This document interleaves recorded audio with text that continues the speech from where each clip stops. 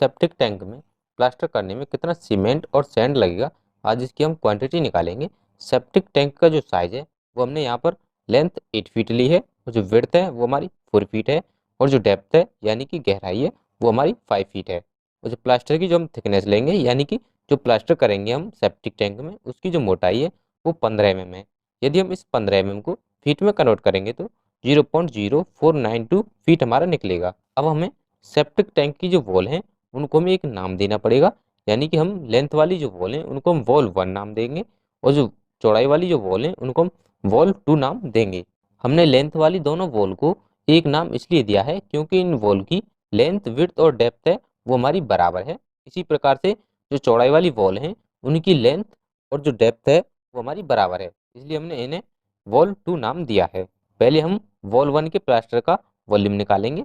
Volume निकालने के लिए हमें नंबर ऑफ वॉल मल्टीप्लाई करेंगे लेंथ, मल्टीप्लाई करेंगे डेप्थ, मल्टीप्लाई करेंगे थिकनेस ऑफ प्लास्टर। वॉल 1 हमारी 2 है, इसलिए हम 2 से मल्टीप्लाई करेंगे।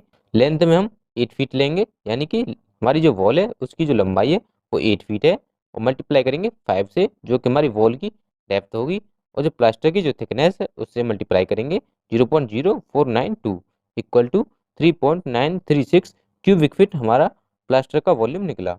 अब हम वॉल 2 का वॉल्यूम निकालेंगे।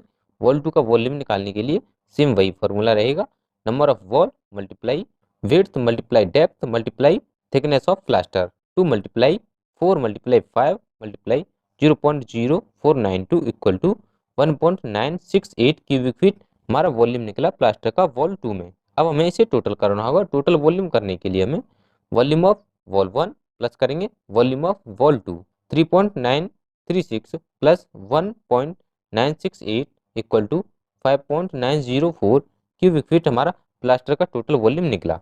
ये जो प्लास्टर का वॉल्यूम निकला है ये हमारा वेट वॉल्यूम निकला है। अब इस वेट वॉल्यूम को हम ड्राई वॉल्यूम में कन्वर्ट करेंगे। ड्राई वॉल्यूम में कन्वर्ट करने के लिए हमें वेट वॉल्यूम मल्टीप्लाई 1.33 का मल्टीप्लाई करना होता है। 5.904 multiply 1.33 equal to 7.852 cubic feet हमारा ड्राई वॉल्यूम निकला। अब हमें मोटार का रेशियो पता होना चाहिए, जो कि हम इसमें 1:4 का रेशियो यूज कर रहे हैं। अब इसका हम सम रेशियो करेंगे।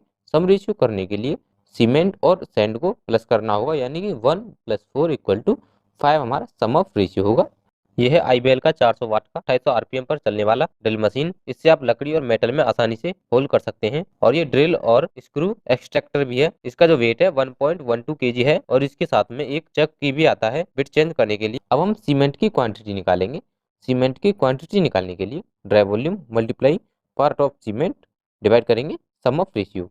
7.852 multiply 1 divide 5 equal to 1.570 cubic feet हमारा सीमेंट की क्वांटिटी निकली।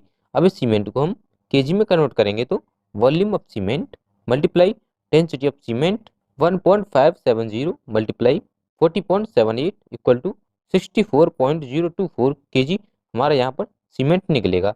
सीमेंट की जो डेंसिटी है हम यहाँ पर 1 क्यूबिक फीट की ही लेंगे, क्योंकि हम क्यूबिक फीट में यहाँ पर कैलकुलेशन कर रहे हैं। यदि हम मीटर में इसका कैलकुलेशन करते तो हम यहाँ पर डेंसिटी 1 क्यूबिक मीटर की लेते।